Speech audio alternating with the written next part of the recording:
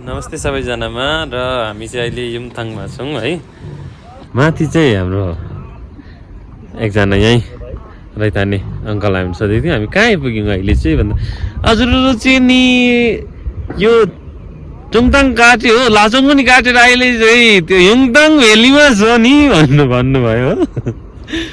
अन्त अब चाहिँ हामी म पनि खुसी लाग्यो अवलोकन गर्न गइरहेका छौँ र यतापट्टि हेर्दाखेरि चाहिँ यहाँनिर चाहिँ हाम्रो सौरभ भाइ आइरहनु भएको छ है टोपी बोकेर र यहाँलाई मैले सोधेँ टोपी कहाँबाट ल्याउनु भएको भनेको गान्तोकबाट दाजु भनेर चाहिँ सट्टै निस्किनु भयो उहाँ चाहिँ। र फेरि यताउता यसो हेरेँ मैले यताउता हेर्दै जाँदाखेरि फेरि हाम्रो यहाँ ऋषिका बहिनी हुनुहुँदो रहेछ है। यो चाहिँ हाम्रो युमथाङ भ्याली है। हजुर ए अलिअलि लाग्छ। यो चाहिँ हाम्रो युमथाङ भ्याली एकदमै हुँदैछ कि के होला त्यस्तो लाग्दैछ।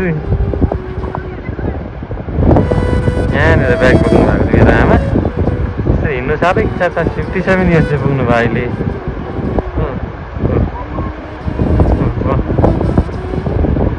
लड चाहिँ हेरेर है हजुर खै ए कलर चाहिँ मिल्यो है ल। घुमिसकेर चाहिँ हामी सत्सङ्ग भजन गर्दैछौँ है सबैजना।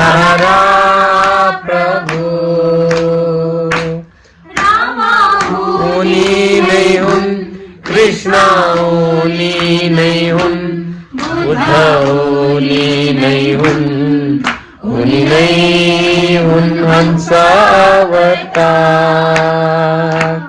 राम उनी नै हुन् कृष्ण उनी नै हुन् बुद्ध उनी नै हुन् उनी नै हुन् हंस अवतार। मलाई तिम्रो शरणागति सहाया प्रभु मलाई तिम्रो शरणागति सहाया प्रभु। तन मन धनले तिम्रो पूजा गर्छु मेरो हामी गान्तोक आइसकेका छौँ है र एकदमै राम्रो ट्रिप थियो। हुन त हामी गुरुदोङमासम्मको लागि गएको थियौँ है।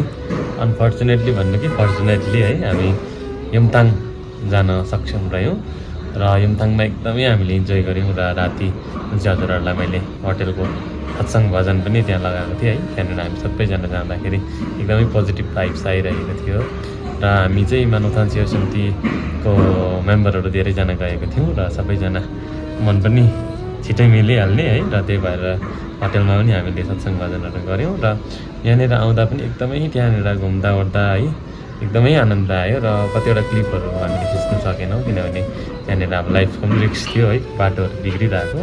त्यो भएर गाडी सम्हाल्दै आफूलाई सम्हाल्दै हामीले कसो गरेर हामी अहिले चाहिँ गान्तोकसम्म आइसकेको छौँ र हजुरहरूलाई यही भन्न चाहन्छु कि यति बेला जान सोच्नु भएको छ भने चाहिँ अलिकति रेनी सिजन छ त्यो कारणले गर्दाखेरि मौसमलाई विचार गरेर मात्रै नजिकतर्फ जानु होला भन्दै है। टिल देन टेक केयर हजुरहरूलाई र यो अवगत गर्न चाहन्छु यो मेरो फेसबुक पेज प्रितम राज फ्लुट हजुरहरूले फलो गर्न नभुल्नु होला। साथै युट्युबमा पनि मेरो च्यानल छ प्रितम राज प्रोडक्सन हजुरहरू सबैजना गएर चेक गरेर सब्सक्राइब गरिदिनु होला। Thank you so much.